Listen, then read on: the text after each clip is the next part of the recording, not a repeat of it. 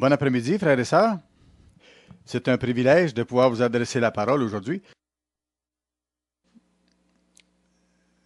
Ceux à qui j'ai parlé depuis la fête ont exprimé qu'ils avaient passé une fête très inspirante, très enthousiasmante. Et en ce qui me concerne avec ma famille, ça a été la même chose. Et comme c'est souvent le cas avec les transports aériens ces jours-ci, notre voyage de retour à la maison a été beaucoup plus long que nous y attendions. Nous avons passé plusieurs heures d'attente dans les aéroports à cause des délais dans les vols dus à la mauvaise température. Et finalement, l'avion s'est présenté, puis nous avons pris la route des airs vers le prochain aéroport où nous devions changer d'avion. Mais parce qu'il y avait eu ces délais, nous avions manqué l'avion. Alors nous sommes restés à l'aéroport pendant un certain temps. Nous avons planifié un autre vol. Les heures ont passé. Et vous savez, il m'a semblé que ces heures d'attente étaient beaucoup plus longues qu'elles l'ont été en réalité, selon les propos de mon épouse. Mon épouse m'a dit que ça avait été moins long en réalité, mais moi, ça m'a semblé très long. Mais nous avons donc planifié un autre vol pour le jour suivant. Mais j'ai beaucoup réfléchi au cours de ces heures et je me suis dit, pourquoi? Qu'est-ce que je dois apprendre à partir de cette expérience? Un de mes passages favoris dans les Écritures, c'est Romains 8, 28. Et souvent, je pense à ce verset-là, particulièrement lorsque les choses ne vont pas très bien pour moi, lorsque je rencontre des difficultés, des épreuves. Et je réalise que même si on ne comprend pas pourquoi ces choses-là nous arrivent, on peut avoir une confiance absolue en celui qui a fait cette promesse-là, que toute chose concourt au bien de ceux qui aiment Dieu et qui sont appelés selon son dessein. J'ai réfléchi beaucoup à ça au cours de ces nombreuses heures d'attente à l'aéroport. Et j'ai réalisé qu'un des éléments communs dans lesquels nous développons la stature de Christ à travers nos épreuves, c'est la patience et la foi vivante. Ce sont des leçons clés que nous devons apprendre au cours des épreuves qui nous accablent parfois. Alors aujourd'hui, j'aimerais examiner avec vous la patience. Qu'est-ce que c'est? Il y a différents aspects à la patience. Bien sûr, lorsque je dis le mot patience, ça fait référence à peu près à la même chose dans vos esprits que dans le mien, mais il y a quand même des nuances à apporter. Le dictionnaire Webster définit la patience comme étant ceci: le fait de supporter une douleur ou une épreuve calmement ou sans se plaindre. C'est une bonne définition. Un autre dictionnaire donne des synonymes au mot patience: persévérance, endurance ou modération. Nous allons voir ensemble maintenant quelques aspects de ce qu'est la patience à partir de la parole de Dieu. Allons dans 1 Pierre, le chapitre 2. 1 Pierre, chapitre 2, et nous allons commencer à lire au verset 20. 1 Pierre, le chapitre 2, et commençons au verset 20. Il y a différents mots grecs qui sont traduits par le mot patience, et selon les différentes versions de la Bible, il y a parfois certaines nuances ou certains mots différents qui sont employés pour désigner la patience. 1 Pierre 2, verset 20 ici. En effet, quelle gloire y a-t-il à supporter de mauvais traitements pour avoir commis des fautes? Mais si vous supportez la souffrance, lorsque vous faites ce qui est bien, c'est une grâce devant Dieu. Donc, c'est une grâce devant Dieu si on supporte patiemment la souffrance, même si on fait le bien. Voici un aspect de la patience. Ça veut dire donc le fait d'endurer lorsque nous rencontrons différentes difficultés, que nous connaissons certaines épreuves. Alors, il est dit ici que si on endure avec patience, que si on persiste dans la patience, à ce moment-là, c'est une grâce devant Dieu. Et on voit que c'est relié directement à l'exemple que le Christ nous a donné, on le voit au verset 21. Et c'est à cela que vous avez été appelés, parce que Christ aussi a souffert pour vous, vous laissant un exemple afin que vous suiviez ses traces. Lui qui n'a point commis de péché, et dans la bouche duquel il ne s'est point trouvé de fraude. Lui qui injuriait ne rendait point d'injure. Lorsqu'il a souffert, il n'a pas menacé les autres autour de lui. Maltraité, il ne faisait point de menace, mais s'en remettait à celui qui juge justement. Appliquer ceci dans nos vies, pour le faire, nous avons l'exemple de Christ en action. Lorsque lui, le Christ, a été battu, lorsqu'il était dans la souffrance, il n'a pas répondu ou réagi de la même façon, si vous voulez.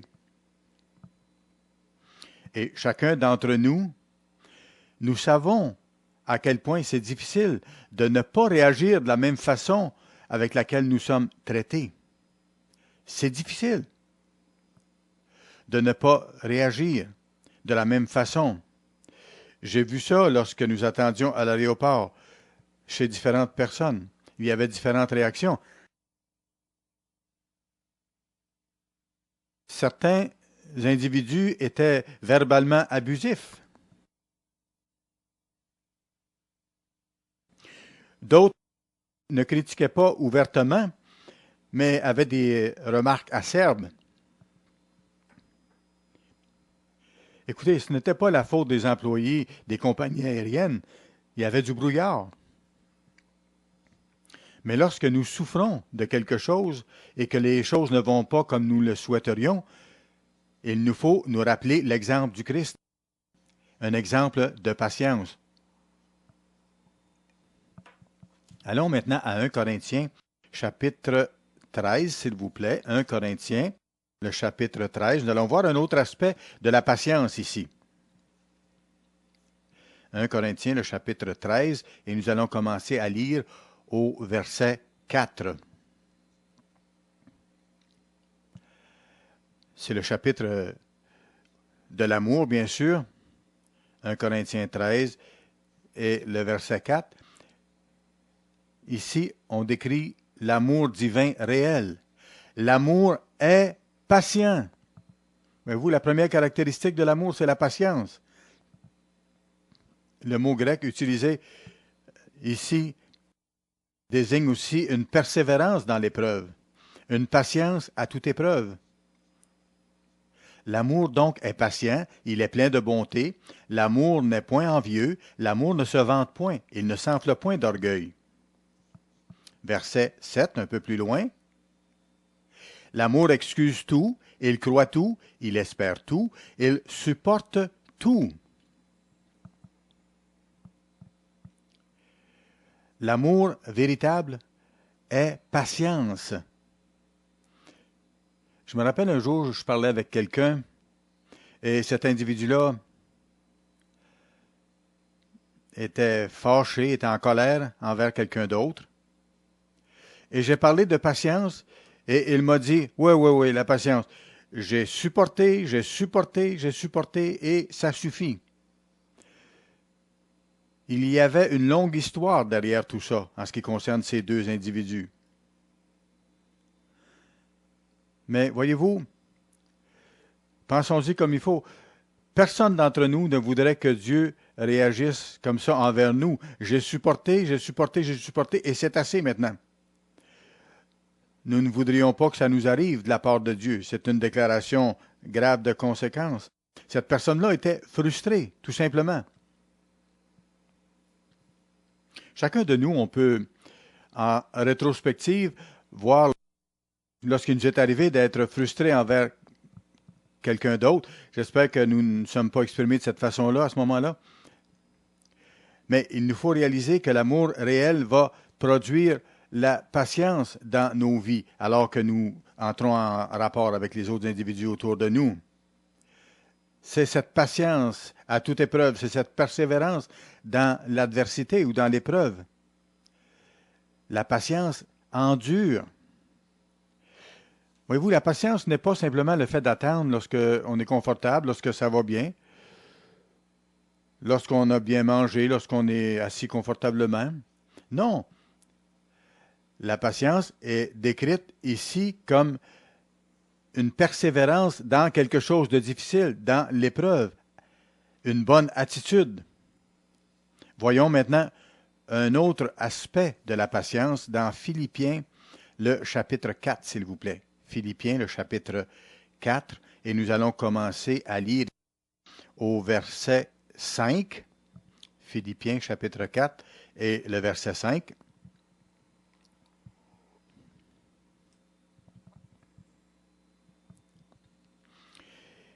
Il dit que votre douceur soit connue de tous les hommes. Que votre douceur soit connue de tous les hommes. Le Seigneur est proche.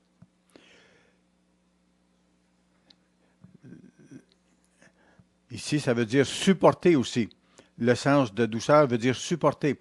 Ça vient du mot grec épikès, qui veut dire patience encore. Donc, que votre patience soit connue de tous les hommes. La patience va évidemment avec la douceur. Le mot ici traduit par douceur, dans Louis II, vient du mot grec épikès. Et c'est un composite de deux mots grecs, épi, qui veut dire surimposer ou placer dessus, et le mot grec akès ou écho, qui veut dire ressembler, c'est-à-dire copier ou être une copie. Alors le mot douceur ici ou patience vient de ces deux mots-là, placer dessus et copier. Vous vous rappelez comment autrefois les pièces de monnaie étaient faites? Il y avait deux moules métalliques allant l'un sur l'autre. On les chauffait. À l'intérieur de chacun de ces moules se trouvait une image sculptée. Et on mettait entre ces deux pièces métalliques chauffées une pièce de métal plus mou et on pressait les deux parties métalliques à ce moment-là. Et ça formait une pièce de monnaie, une copie de l'image contenue dans le moule métallique du haut et dans le moule métallique du bas. Alors, voyez-vous, nos épreuves doivent produire quelque chose en nous. Il y a un but à nos épreuves et à nos difficultés que nous rencontrons. Quand nous traversons des épreuves, des difficultés, il nous est dit d'endurer patiemment les épreuves, de supporter patiemment les épreuves.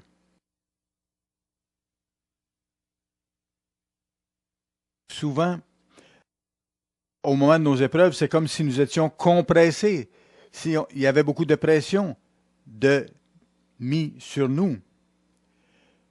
Nous sommes estampillés, gravés, placés sous pression. Pourquoi? Pour refléter l'image de Christ, le caractère du Christ. C'est imprimé en nous, parce que nous devons ressembler de plus en plus au Christ. Alors, il nous est dit ici que votre patience, que votre douceur soit connue de tous les hommes. Comment y arriver? Comment faire ça? Vous savez, nos actes parlent beaucoup plus fort que nos paroles. On laisse savoir ça aux autres par notre exemple. Le Christ a dit que nous devons être des lumières pour le monde. Ceux autour de nous, ceux avec qui nous venons en contact, doivent voir notre exemple en ce sens de douceur. Et alors que nous traversons les étapes, les épreuves, les difficultés avec patience, les gens doivent voir notre patience. Et à ce moment-là, le Christ nous fait ressembler de plus en plus à lui-même, à son caractère. Au verset 6, nous voyons ici comment arriver à ce que notre douceur soit connue de tous les hommes. que notre patience soit connue de tous les hommes. Comment nous devons mettre ça en pratique? Ça nous dit comment y arriver au verset 6. Ne vous inquiétez de rien, mais en toute chose, faites connaître vos besoins à Dieu par des prières et des supplications avec des actions de grâce. Avec patience, nous présentons nos besoins à Dieu. Et verset 7, ça décrit les résultats de cette démarche ou de ces actions. Et la paix de Dieu, qui surpasse toute intelligence, gardera vos cœurs et vos pensées en Jésus-Christ. Voilà le résultat qui découle de notre exemple de supporter les épreuves avec patience, avec douceur, en s'en remettant à Dieu.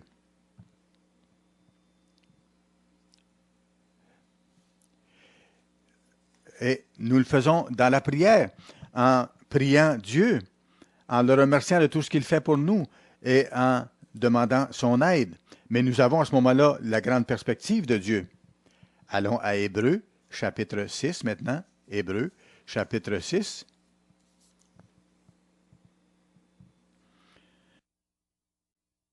Nous avons déjà vu quelques aspects différents de la patience. Nous avons vu différents mots qui sont utilisés pour décrire les différentes facettes de la patience. Voyons maintenant quelques exemples de patience mentionnés dans la Bible. Nous nous efforçons de croître dans la patience, mais nous devons, pour y arriver, faire certaines étapes. Patience, c'est un concept abstrait, mais nous devons le pratiquer dans nos vies pour que ça devienne réel et que ça s'imprime en nous. Et une bonne façon d'y arriver, c'est de regarder les exemples que la Bible nous donne à ce sujet-là. Hébreux, chapitre 6, et nous allons commencer à lire au verset 12.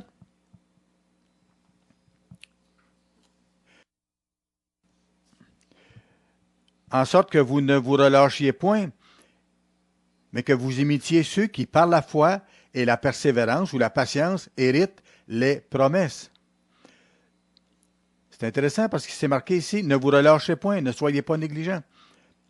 Parfois, nous pensons à la patience comme à quelque chose de passif, mais une foi réelle, c'est actif. Et il nous est dit ici de ne pas nous relâcher, mais d'imiter ceux qui, par la foi et la persévérance, héritent des promesses. Notre attention est attirée tout de suite après sur Abraham, un exemple dans ce sens-là. Verset 13, lorsque Dieu fit la promesse à Abraham, ne pouvant jurer par un plus grand que lui, il jura par lui-même et dit, certainement je te bénirai et je multiplierai ta postérité. Et c'est ainsi qu'Abraham, ayant persévéré, voyez-vous, ayant été patient, a obtenu ce qui lui avait été promis, après qu'il a enduré avec patience. Allons à Hébreux 11 maintenant. Hébreux 11, nous allons voir un peu plus au sujet d'Abraham. Hébreux, le chapitre 11, et nous allons commencer à lire au verset 8. Hébreux 11, verset 8.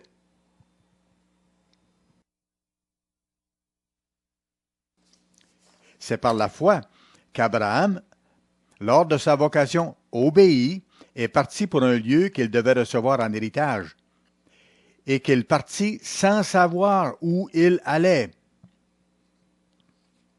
ne sachant pas où il allait. Voyez-vous? Ça rend la patience difficile, bien sûr, lorsque nous ne savons pas exactement ce qui va nous arriver dans la suite. Humainement, nous aimons tous savoir comment notre situation va se terminer, quel va être le résultat de ce que nous traversons. Lorsqu'il arrive des épreuves, nous voulons immédiatement savoir comment ça va se terminer et quand ça va se terminer. Pourtant, dans l'exemple d'Abraham ici, nous voyons qu'Abraham est parti sans savoir où il allait. Et verset 9, c'est par la foi qu'il vint s'établir dans une terre promise, comme dans une terre étrangère, habitant sous des tentes, ainsi qu'Isaac et Jacob, les cohéritiers de la même promesse. Car il attendait la cité qui a de solides fondements, celle dont Dieu est l'architecte et le constructeur. Nous attendons également cette cité. Abraham nous a donné un exemple de grande patience. Allons dans le livre de Job maintenant, Job le chapitre 7. Un autre exemple de persévérance, de patience, Job, le chapitre 7, et nous allons ici commencer à lire au verset 2.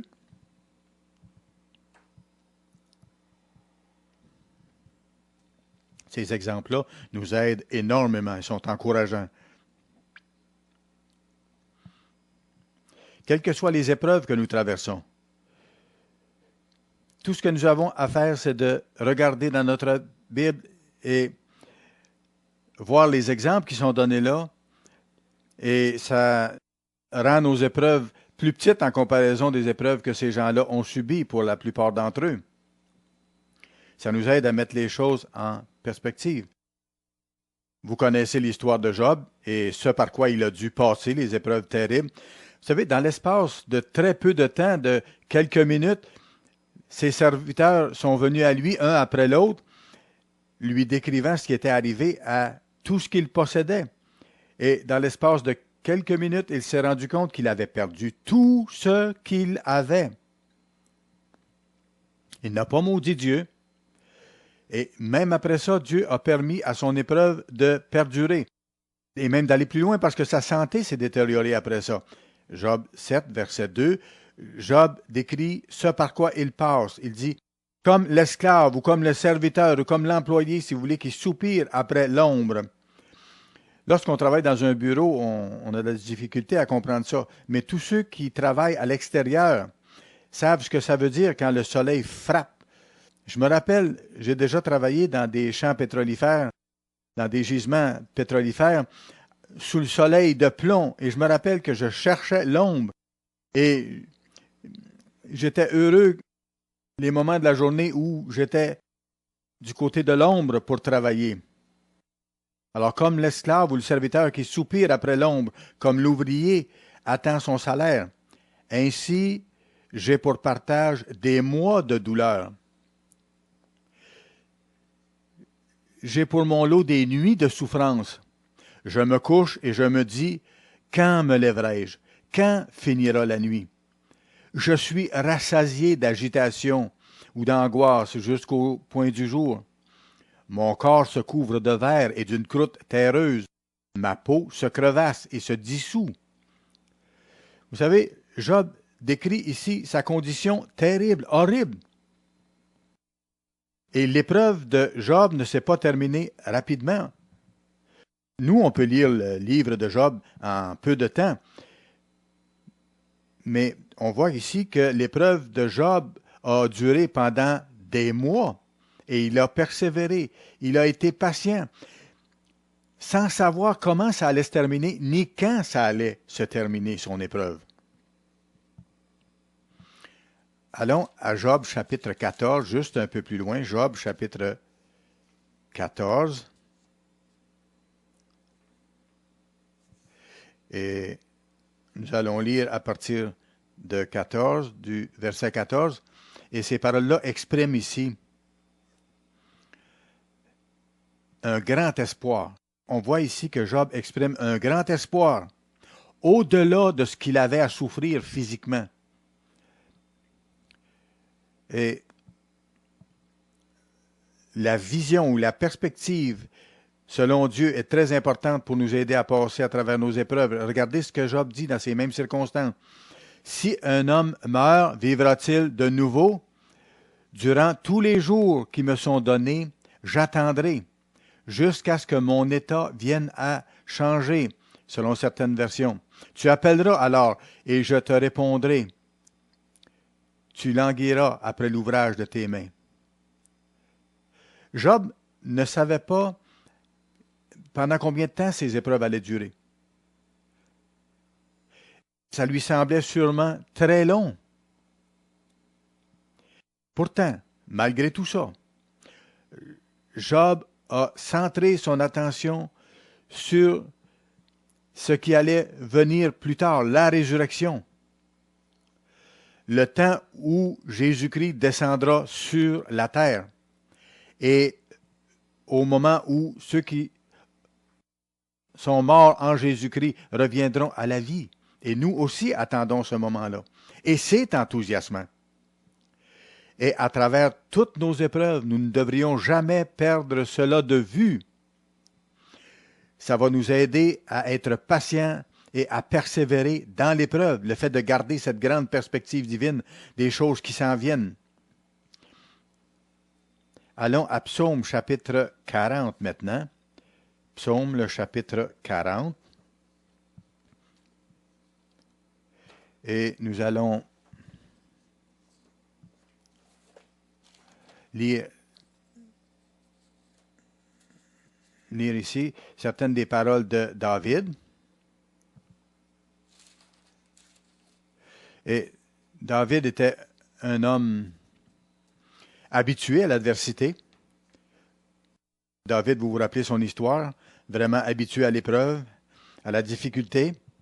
Il a été oint comme roi sur Israël, mais il a passé après ça plusieurs années à fuir. Parce que le roi qui était encore en poste, le roi Saül, cherchait à le faire mourir. Pourtant, voyez ce que David dit, malgré cela, dans le psaume 40 au verset 2.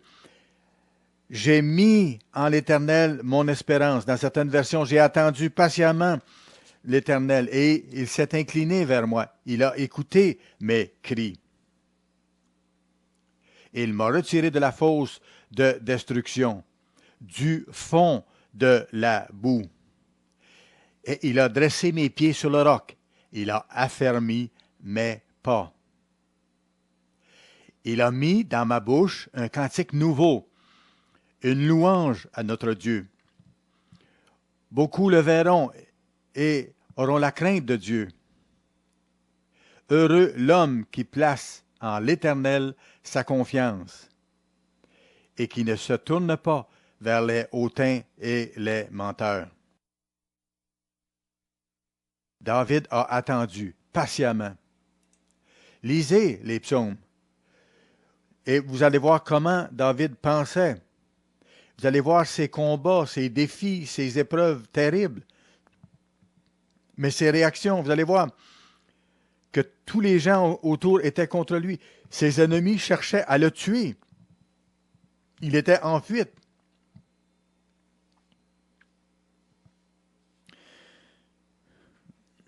Vous savez, nos ennemis autour de nous aujourd'hui n'essaient pas de nous tuer physiquement. Les ennemis de David, à ce moment-là, ne faisaient pas simplement dire des choses mauvaises à son sujet ou ne faisaient pas simplement répandre des rumeurs ou essayer de provoquer chez lui des réactions. Les ennemis de David, alors, n'essayaient pas simplement de le faire paraître insensé. Les ennemis de David voulaient l'assassiner. C'était la réalité. Ils voulaient le tuer. Et David dit ici, « J'ai attendu patiemment que Dieu intervienne. J'ai mis en l'Éternel mon espérance. » Verset 2. Il n'a pas pris entre ses mains la vie de Saül comme il en a eu l'occasion à 2 reprises. Et qu'est-ce que ces hommes ont dit à David? Ils ont dit à David, Dieu te livre ton ennemi entre tes mains, tue-le. Mais il ne l'a pas fait. Pas du tout. À un moment donné, il a découpé un coin du pan de la robe de Saül et il l'a regretté après. Parce que voyez-vous, David considérait que Saül était encore le oint de l'Éternel, que c'est Dieu qui l'avait placé là et qu'en son temps, Dieu allait l'enlever selon sa volonté. Et à une autre occasion, plus tard, David a eu encore une autre occasion de le tuer. Saül dormait avec ses soldats et David était devant lui. Il aurait pu le tuer. Et son homme de main était à côté de David et lui a dit, tue-le. Et il a dit encore à David, laisse-moi le tuer. Qu'est-ce que David a dit? Non. Ne faisons pas ça. Voyez-vous, quelqu'un à côté de lui l'invitait à mal agir. David a dit, non, j'ai attendu patiemment que l'Éternel intervienne. J'ai mis ma confiance en l'Éternel. C'est ça la patience à l'action ou en action. Lorsqu'on vit une épreuve, on ne veut pas entendre parler de patience. Quand j'étais en ligne à l'aéroport, je me suis dit, bon, c'est facile de penser à la patience, mais de l'appliquer dans les faits, ce n'est pas chose facile. Et pourtant, nous avons ici l'exemple de David qui a attendu avec patience et Dieu a entendu sa prière et Dieu est intervenu pour David, comme il interviendra pour vous et moi si nous sommes patients. Et David dit, Dieu s'est incliné vers moi, il a écouté mes cris, il m'a sorti du fond de la fosse et il a affermi mes pas. Allons à Philippiens maintenant. Philippiens, le chapitre 4, s'il vous plaît. Nous allons voir ici un autre exemple de patience. Philippiens, chapitre 4, et nous allons lire à partir du verset 11. Les Écritures sont remplies d'exemples de serviteurs de Dieu qui ont fait preuve de patience. Ici, on voit le cas de l'apôtre Paul, qui pourtant a vécu des choses terribles, pour ainsi dire, des choses vraiment difficiles. Ce sont des exemples qui nous aident, parce que nous avons des difficultés et des épreuves à passer, et ça nous montre comment réagir, comment faire. Il s'agit de se rappeler ces exemples-là et d'agir de la même façon que ces hommes-là ont agi. Philippiens 4 et le verset 11, Paul déclare ici, « Ce n'est pas en vue de mes besoins que je dis cela, car j'ai appris à être content dans l'état où je me trouve.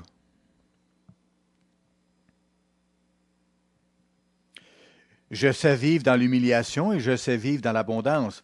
En tout et partout, j'ai appris à être rassasié et à avoir faim, à être dans l'abondance et à être dans la disette. Je puis tout par celui qui me fortifie. » Paul dit, j'ai appris dans toutes sortes de situations,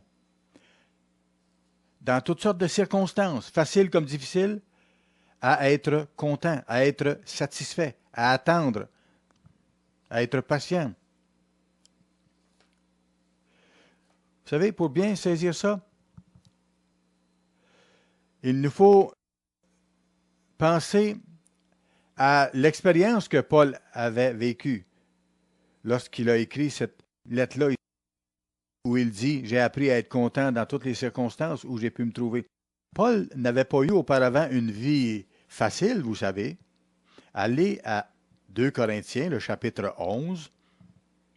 2 Corinthiens, le chapitre 11. Et nous allons commencer au verset 23. 2 Corinthiens, chapitre 11 et le verset 23. Ici, nous allons voir les expériences que Paul avait vécues avant d'écrire le passage que nous avons vu. On voit les souffrances qu'il a dû endurer, les épreuves incroyables. Et rappelez-vous, les expériences dont nous allons voir la description ici se sont produites avant qu'il écrive le passage où il dit « J'ai appris à être content dans toutes les situations où je me suis trouvé ». Alors donc 2 Corinthiens, le verset 23, Paul dit « Sont-ils ministres de Christ ?» Je parle en termes extravagants.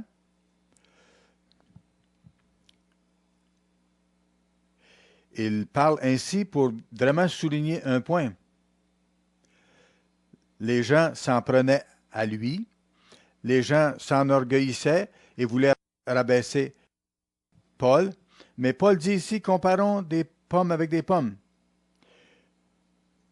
Sont-ils des ministres de Christ? Je parle en termes extravagants. Je le suis plus encore.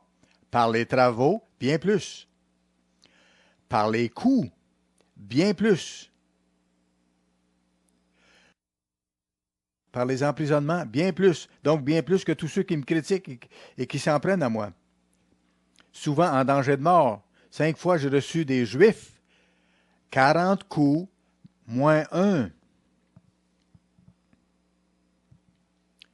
3 fois, j'ai été battu de verge. 1 fois, j'ai été lapidé. 3 fois j'ai fait naufrage. J'ai passé une nuit et un jour dans l'abîme, c'est-à-dire dans l'océan. Fréquemment en voyage, j'ai été en péril sur les fleuves, en péril de la part des brigands, en péril de la part de ceux de ma nation, en péril de la part des païens, en péril dans les villes, en péril dans les déserts, en péril sur la mer, en péril parmi les faux frères. J'ai été dans le travail et dans la peine, exposé à de nombreuses veilles, à la faim et à la soif, à des jeûnes multipliés, au froid et à la nudité. Vous savez, je pense qu'il n'y a pas beaucoup d'entre nous qui peut se comparer à Paul et qui peut comparer son épreuve à celle de Paul. Vous savez, on regarde les gens autour de nous et parfois, humainement, on est porté à dire, j'aimerais ça changer d'épreuve avec vous.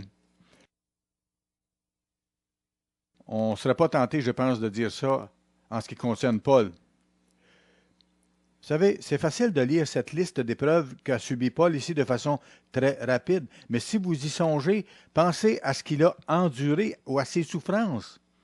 Horrible. La moitié de ces souffrances-là serait quelque chose d'énorme. 5 fois, verset 24, j'ai reçu des Juifs 40 coups moins un. Ces coups de fouet étaient horribles. Ils déchiraient la chair.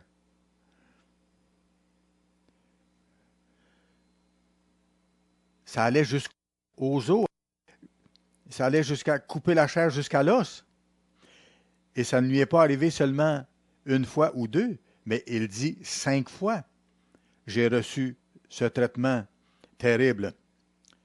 3 fois, j'ai été battu de verge, verset 25. Une fois, j'ai été lapidé. Vous savez, lorsque quelqu'un était lapidé, on arrêtait de lancer des pierres lorsqu'on pensait que la personne était morte. Ça lui est arrivé. Et il dit fréquemment, j'ai été en péril sur les fleuves. 3 fois, j'ai fait naufrage. C'est quelque chose. J'ai passé une nuit et un jour dans l'abîme, c'est-à-dire dans les eaux de la mer. Imaginez-vous. Paul dit, pendant une nuit et une journée, j'ai été dans les eaux de la mer. Vous imaginez, il avait dû avoir une très grosse tempête et Paul a dû prier Dieu pour recevoir sa protection. Paul avait dû demander à Dieu qu'il protège le bateau, mais le bateau a sombré. Et Paul s'est retrouvé dans l'eau. Et à ce moment-là, Paul a sûrement prié Dieu d'être sauvé et probablement a demandé à Dieu de le sauver rapidement. Toutefois, il dit, une nuit et une journée, j'ai été dans l'eau de la mer. Vous savez, à mesure que les heures se sont succédées, Paul avait sûrement l'espoir que Dieu allait faire luire son visage, pour ainsi dire, sur lui et le sortir de là. Pendant une nuit et une journée, Paul a vécu dans les eaux de la mer et finalement, il a été secouru. Mais ça n'a pas eu lieu immédiatement. Ça a pris du temps. Paul est un homme de douleur. Paul est un homme de douleur. Et par après, c'est lui qui a écrit « J'ai appris à être content dans quelques circonstances où je me trouve. » C'est formidable. Quoi que ce soit que nous vivions, Paul a vécu des choses grandement plus terribles. Et Paul dit, j'ai appris à être content, même là-dedans. Alors, les Écritures sont remplies de magnifiques exemples à ce sujet-là, d'hommes et de femmes qui ont été patients, qui ont enduré malgré les épreuves. Nous devons croître spirituellement. Voyons maintenant comment nous mettons ça en pratique dans nos vies. Voyez-vous, c'est facile de lire concernant la patience dans un dictionnaire, de voir différents aspects de ce qu'est la patience.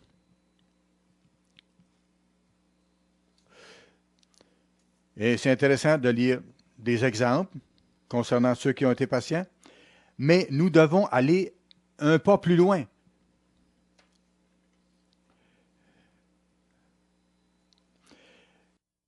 Il faut que la patience soit partie intégrante de notre vie, de sorte que ceux autour le voient, le constatent, comme nous l'avons vu dans un passage biblique plus tôt. Quand quelqu'un vous décrit, est-ce que le mot patience est un mot que la personne va utiliser pour donner une de vos caractéristiques? Allons à Matthieu chapitre 24 et nous allons commencer à lire au verset 13. Matthieu 24. Voyons ce qui nous est dit ici. Ça parle des temps de la fin, là où nous sommes, mais celui qui persévérera jusqu'à la fin sera sauvé. Ici, vous avez encore l'élément de patience. Persévérer jusqu'à la fin. Celui-là sera sauvé. Vous savez, si on veut être sauvé, il faut persévérer jusqu'à la fin. Être patient.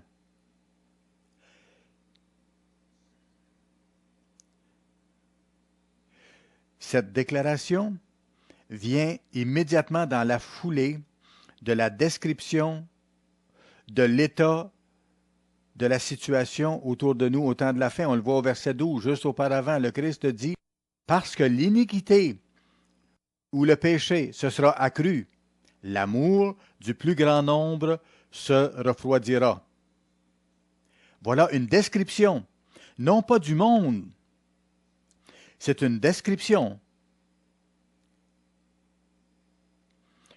de ceux qui savent, de ceux qui connaissent la voie divine de vie, ceux dont l'esprit a été ouvert à la compréhension, ceux qui ont été appelés à comprendre le plan de Dieu et à accomplir son œuvre.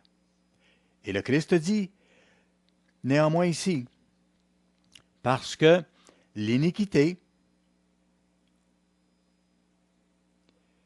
ou le péché ou le mal se sera accru, c'est-à-dire à cause des choses qui nous entourent, à cause des péchés de d'autres autour de nous, l'amour du plus grand nombre se refroidira.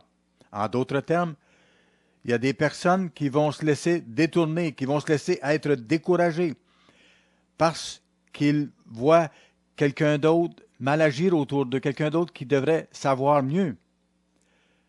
Parce que l'iniquité ou le péché se sera accru, l'amour du plus grand nombre se refroidira.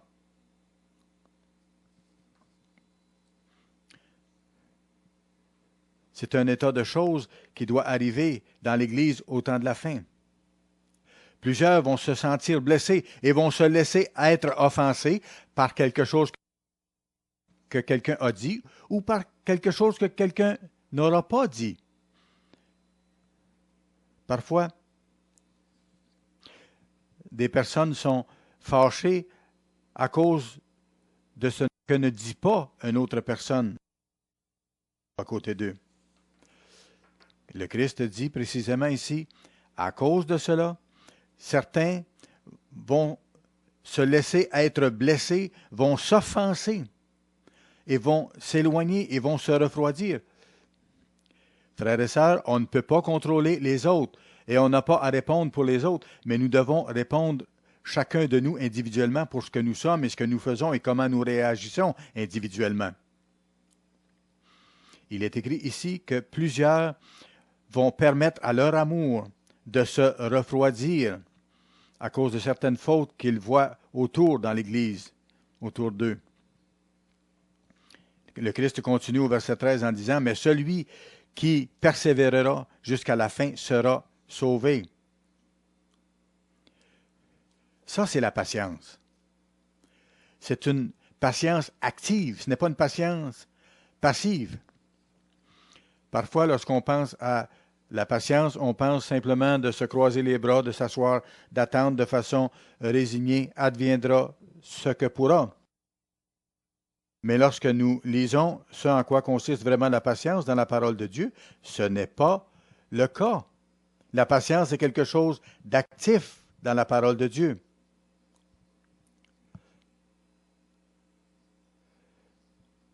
On ne trouve pas le mot résignation comme étant un aspect de la patience, pas du tout. Ce qu'on découvre dans le sens du mot patience, ça veut dire endurer, persévérer, avancer malgré la situation. Celui qui persévérera jusqu'à la fin sera sauvé. Dans le même contexte ici, allons plus loin. Écoutez, nous attendons tous avec impatience le retour de Christ. Nous attendons tous avec joie, avec enthousiasme le retour du Christ. Pourtant, il est écrit que certains vont dire, mon maître tarde à venir. C'est écrit. Certains membres de l'Église vont dire, ah, j'ai déjà entendu ça. C'est la même chose que j'ai déjà entendu. Non, ce n'est pas la même chose. Regardez ce qui se passe dans le monde. Écoutez les nouvelles, lisez les journaux. Nous pouvons voir très clairement que ce n'est pas la même chose qui se reproduit. Les prophéties s'accomplissent de plus en plus. Dans cela, il nous faut être patient et attendre le moment du retour de Christ. Regardez Matthieu 24, verset 20. Qu'est-ce que nous devons être en train de faire? Priez pour que votre fuite n'arrive pas en hiver ni un jour de sabbat. Voyez-vous? Donc, il nous faut prier, demander que son règne vienne. Vous vous rappelez de la prière, exemple, que le Christ a donné? Ce modèle de prière nous indique qu'il nous faut chaque jour demander à Dieu que son règne vienne, l'attendre avec enthousiasme, avec joie, avec persévérance, avec patience, avec détermination, comme les serviteurs de Dieu décrits dans la Bible. C'est quelque chose d'extraordinaire qui nous attend. Et ça doit nous remplir d'excitation et d'enthousiasme. C'est tout proche. C'est là devant nous, le retour de Christ et l'établissement du gouvernement de Dieu sur la terre. Regardez le verset 44 du même chapitre de Matthieu 24. Il est écrit ici, c'est pourquoi vous aussi, tenez-vous prêts, car le Fils de l'homme viendra à l'heure où vous n'y penserez pas. Il nous faut être patients.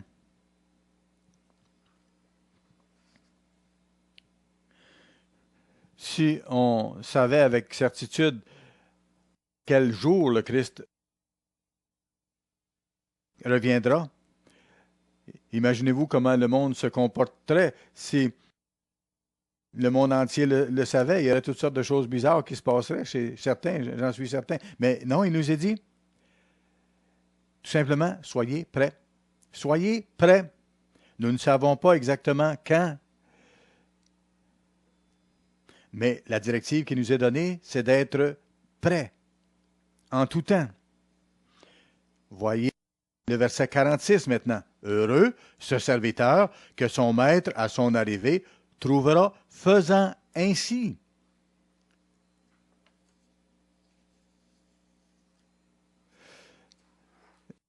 Pas celui que son maître trouvera les bras croisés en attendant qu'il revienne. Non, le vrai serviteur de Dieu sera en train de faire des choses, sera en train de se préparer, sera en train de faire l'œuvre. Paul parle de la vie chrétienne comme d'une course, comme quelque chose qui est actif, qui demande des efforts, de grands efforts, en fait. Vous savez, il nous faut vaincre, il nous faut croître, mais ça ne vient pas facilement. Et le monde autour de nous ne nous aide pas en ce sens-là. Au contraire, il est contraire à nous. Alors c'est pour ça que ça demande de grands efforts pour vaincre, pour avancer, pour croître dans la grâce et dans la connaissance, pour acquérir le caractère de Christ. Allons à Jacques, le chapitre 5, s'il vous plaît. Jacques, chapitre 5. Et nous allons commencer à lire ici au verset 7. Jacques 5, donc.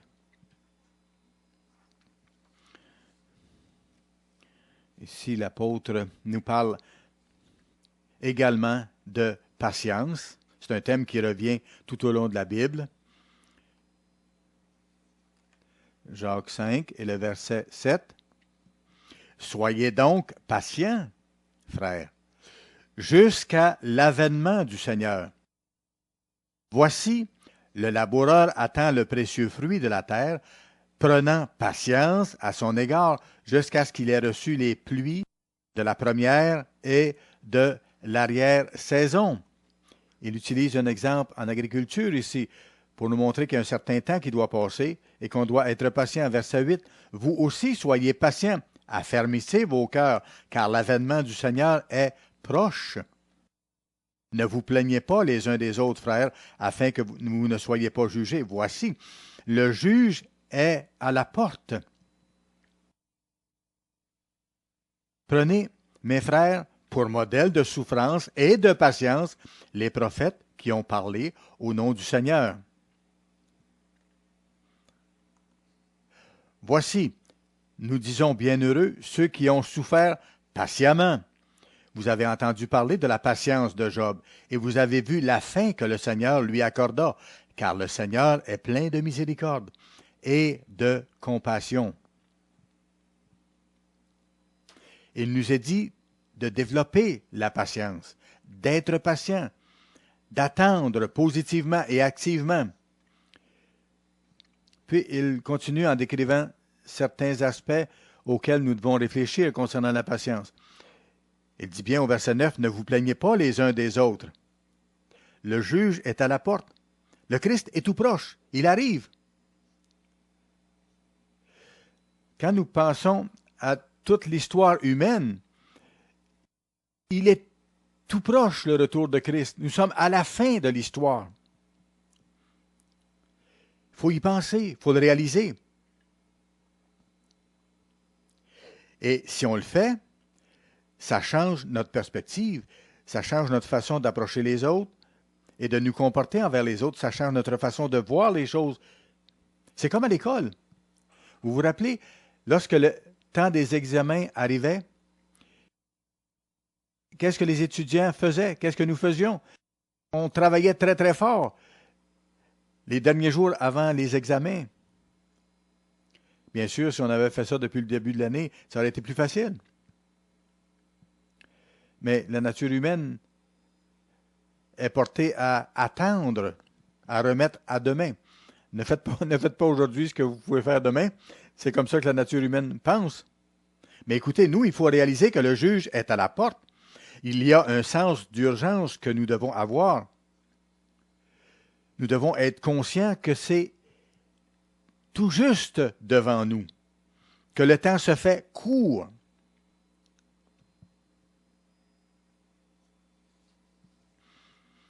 Demandons à Dieu de nous aider à avoir la patience et à développer la patience. Allons à Matthieu, le chapitre 18, s'il vous plaît. Matthieu, chapitre 18.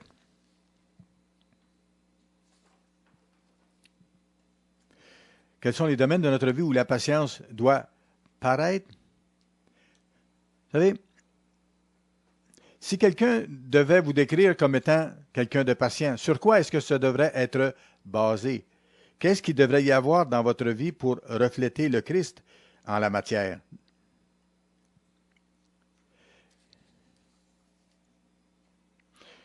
Il y a différents aspects à la patience et ça doit apparaître et ça doit venir de l'intérieur. Et une des façons dont la patience doit apparaître, c'est dans nos rapports avec les autres. Et c'est quelque chose sur lequel tous et chacun de nous travaillons. Matthieu chapitre 18, verset 21. Pierre s'approcha de Christ et dit, « Seigneur, combien de fois pardonnerai-je à mon frère lorsqu'il péchera contre moi? Sera 7 fois? » Jésus lui dit, « Je ne te dis pas jusqu'à 7 fois, mais jusqu'à 70 fois 7 fois. » Vous savez, l'individu qui m'avait dit, « J'ai assez supporté, maintenant j'ai assez pardonné », ce n'était pas le cas du tout. Il y avait une longue histoire derrière ce conflit-là entre les deux individus.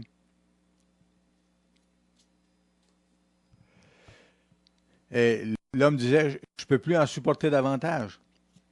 Ça ne doit pas être notre cas. Mais parfois, si nous ne faisons pas attention, si nous ne sommes pas sur nos gardes, ça ne prend pas grand-chose pour nous faire tomber, pour nous faire éclater. Un mari et une femme, par exemple, qui sont ensemble depuis longtemps, en viennent à savoir comment l'autre réagit, comment l'autre pense. Et c'est bien. Et nous savons quand notre conjoint ou notre conjointe a besoin d'aide ou a besoin d'encouragement. Mais plus nous nous connaissons, plus en même temps nous connaissons les points sensibles des autres, et plus lorsque nous nous laissons aller ou que nous manquons notre coup, plus nous pouvons blesser l'autre parce que nous connaissons ses points sensibles. Et il nous faut travailler là-dessus pour agir selon Dieu et non pas selon notre nature humaine. Il nous dit qu'il nous faut être miséricordieux, être patient envers les autres. Le Christ continue ici dans Matthieu 18 en donnant une parabole au verset 23. C'est pourquoi le royaume des cieux est semblable à un roi qui voulut faire rendre compte à ses serviteurs. Quand il se mit à compter, on lui amena un qui devait 10 000 talents. Comme il n'avait pas de quoi payer, son maître ordonna qu'il soit vendu, lui, sa femme, ses enfants, et tout ce qu'il avait, et que la dette soit ainsi acquittée. Le serviteur se jetant à terre se prosterna devant lui et dit, « Seigneur, aie patience envers moi, et je te payerai tout. » Ému de compassion, le maître de ce serviteur le laissa aller et lui remit la dette. Après qu'il fut sorti, ce serviteur rencontra un de ses compagnons qui lui devait 100 deniers. Il le saisit et l'étranglait en disant, « Paie ce que tu me dois. » Son compagnon, se jetant à terre, le suppliait, disant, « Aie patience envers moi, et je te paierai. » Mais l'autre ne voulut pas, et alla le jeter en prison jusqu'à ce qu'il ait payé ce qu'il devait. Le Christ décrit ici comment ce serviteur méchant n'a pas eu cette attitude de patience et de miséricorde et de bonté envers l'individu qui lui devait une somme beaucoup plus petite. Verset 35, il nous est dit, « C'est ainsi que mon Père céleste vous traitera si chacun de vous ne pardonne pas à son frère de tout son cœur. »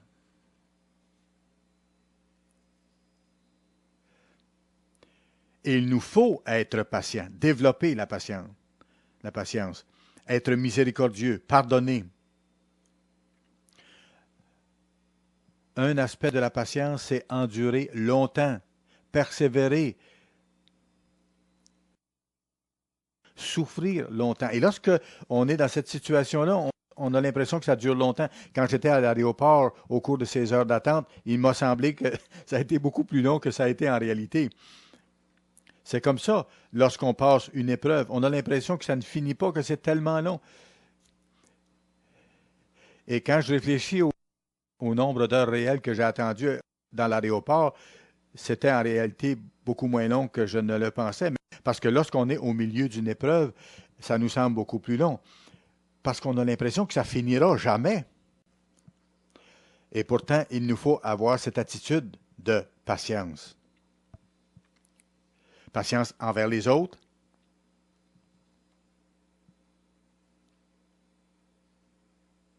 Allons à Jacques, le chapitre 1, s'il vous plaît. Jacques, chapitre 1. Pensez comment la patience se développe. Ce n'est pas comme la connaissance. Pour avoir la connaissance, on étudie et on augmente la connaissance. On peut augmenter notre connaissance en acquérant la connaissance de certains faits et on peut savoir au sujet d'un thème ou d'une question. Mais le fait de savoir ça, ça ne fait pas de la chose une partie de nous-mêmes. La patience, c'est quelque chose qui se construit, qui se bâtit en nous seulement à travers l'expérience, un jour à la fois. une heure après une autre heure. La patience se développe, se bâtit par l'expérience, dans le temps. Lorsque nous prions Dieu, lorsque nous adressons des prières à Dieu, on ne peut pas choisir quelle prière Dieu va répondre immédiatement ou plus tard. Vous savez, il y a la réponse oui et il y a la réponse non, mais il y a aussi la réponse pas tout de suite, pas immédiatement, ou il y a aussi la réponse nous allons attendre et nous allons voir. Voyez-vous, il y a différentes possibilités de réponse. C'est comme des parents avec les enfants. Parfois, la réponse à une demande, c'est oui, maintenant. Parfois, c'est oui, mais pas tout de suite. Lorsque Dieu nous dit oui, mais pas tout de suite, comment on se sent à ce moment-là? Lorsque on n'obtient pas ce qu'on a demandé, lorsqu'on n'obtient pas immédiatement, on a l'impression, humainement parlant, c'est notre conclusion logique immédiate, qu'on n'a pas été répondu ou que la réponse est non. Mais ça ne veut pas dire que c'est le cas. Quand Dieu sera prêt à rendre effective sa réponse affirmative, nous aurons ce que nous demandons. Ce n'est pas parce qu'il ne nous le donne pas immédiatement qu'il ne nous le donnera pas plus tard. C'est Dieu qui choisit. Et selon son temps. Lui sait quand c'est le meilleur moment et quelle est la meilleure façon de répondre à nos demandes. Jacques 1, chapitre 2. Mes frères, regardez comme un sujet de joie complète les différentes épreuves auxquelles vous pouvez être exposés, sachant que l'épreuve de votre foi produit quoi? La patience.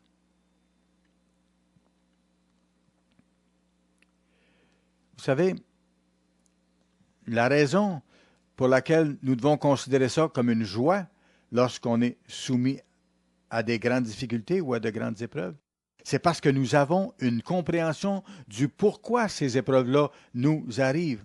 Et quelles que soient les adversités que nous connaissions, quelles que soient les souffrances que nous avons à connaître ou à traverser, il y a une raison à tout cela. Dieu en est au courant et Dieu travaille avec ça. Même si nous ne comprenons pas immédiatement comment Romains 8, 28 s'applique, nous pouvons avoir une entière confiance et une foi totale en Dieu, dans le fait que Dieu est en train d'opérer des choses en nous et que cela va concourir à notre bien et va bien se terminer. Il y a un but à ce que nous vivons et ça nous mène vers la perfection. Verset 3, sachant que l'épreuve de votre foi produit la patience. Verset 4, mais il faut que la patience accomplisse parfaitement son œuvre, afin que vous soyez parfaits ou matures et accomplis, sans faillir en rien. Verset 12. Heureux l'homme qui supporte patiemment la tentation, car après avoir été éprouvé, il recevra la couronne de vie que le Seigneur a promise à ceux qui l'aiment. Il nous faut garder nos yeux sur ce qui nous attend, sur ce qui vient en ce qui nous concerne. La réalisation de cette promesse extraordinaire qui va arriver avec certitude, et c'est là pour nous. La couronne de vie que le Seigneur a promise à ceux qui l'aiment. Et vous savez, ceux qui aiment Dieu lui obéissent, s'appliquent à lui obéir. Mais voyez-vous, il y a un but réel, profond, aux difficultés et aux épreuves que nous connaissons. Voyez-vous, lorsque nous souffrons, parfois, nous avons l'impression de subir une injustice. Parfois, c'est parce que nous n'avons pas la vue d'ensemble ou que nous n'avons pas tous les faits.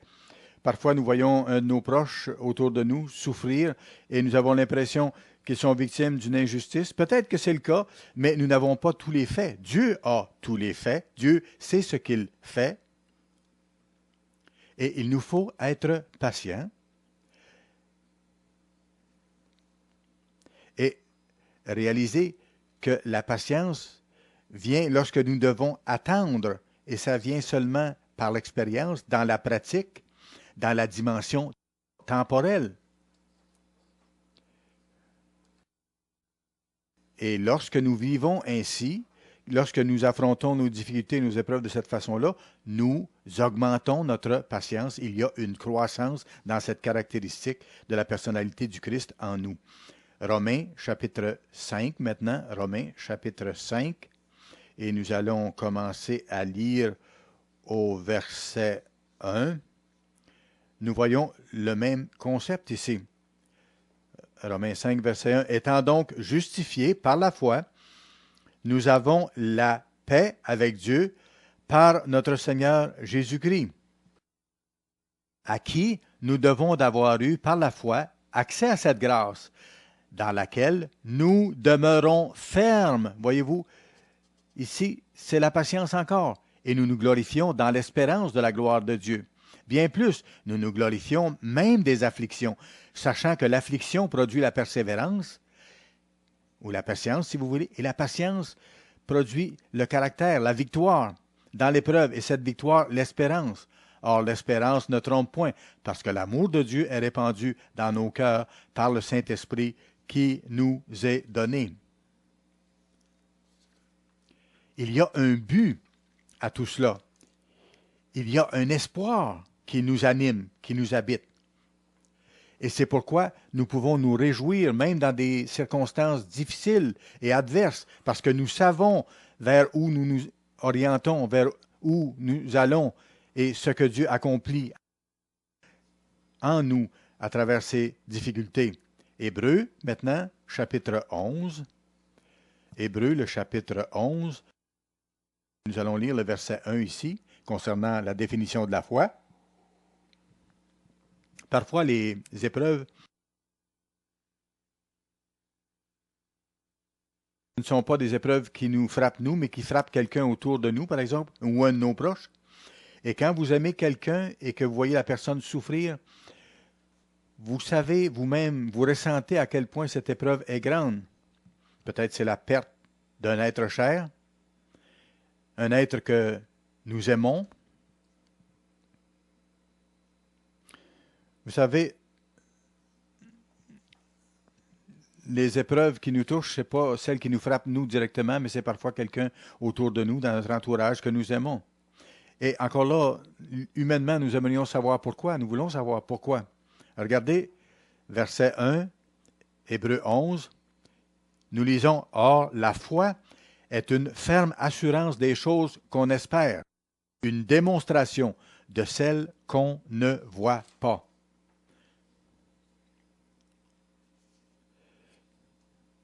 Nous savons que la foi est essentielle pour plaire à Dieu. Sans la foi, il est impossible de lui plaire, de lui être agréable.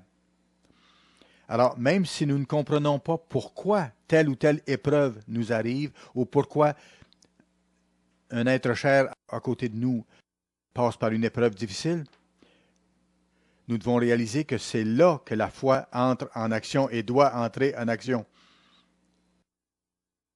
Pour vraiment pratiquer la patience dans notre vie. Il nous faut réaliser que la patience est liée directement avec la foi, avec le fait de saisir ou de voir la vue d'ensemble, la grande perspective divine pour nous. Sans la foi, sans le fait de voir la vue d'ensemble ou le grand plan de Dieu, il est difficile d'atteindre le niveau de patience que nous devons atteindre. Romains, chapitre 8. Romains, chapitre 8 et le verset 22 maintenant. Nous savons que jusqu'à ce jour, la création tout entière soupire et souffre les douleurs de l'enfantement. Et ce n'est pas elle seulement, mais nous aussi, qui avons les prémices de l'Esprit. Nous soupirons en nous-mêmes, en attendant l'adoption, la rédemption de notre corps. Car c'est en espérance que nous sommes sauvés. Or, l'espérance qu'on voit n'est plus l'espérance. Ce qu'on voit, peut-on l'espérer encore? Mais si nous espérons ce que nous ne voyons pas, nous l'attendons avec persévérance ou avec patience, si vous voulez. Nous attendons quelque chose de merveilleux. Il nous faut le voir, le comprendre, avec foi. Il nous faut le voir avec les yeux de la foi, parce que le royaume n'est pas encore là. Et le retour de Christ, nous ne le voyons pas encore. Mais par la foi, nous pouvons en être certains. Et on ne peut pas pour le moment connaître la raison en détail de toutes nos souffrances, toutes nos épreuves. Mais nous savons et nous devons accepter le fait que notre Père dans le ciel connaît, lui, la réponse à toutes ces questions. S'il jugeait bon que nous sachions la raison de ces choses-là maintenant, il nous donnerait la réponse. Mais ce n'est pas toujours le cas. Mais à travers ces épreuves, nous nous en remettons à Dieu et nous devons accepter patiemment que c'est ça la foi. De croire sans voir, d'avoir cette certitude.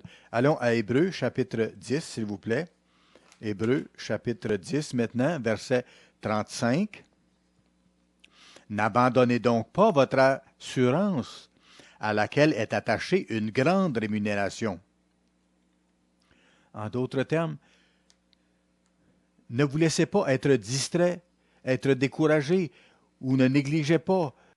Ne vous laissez pas aller à abandonner ou à ralentir votre course.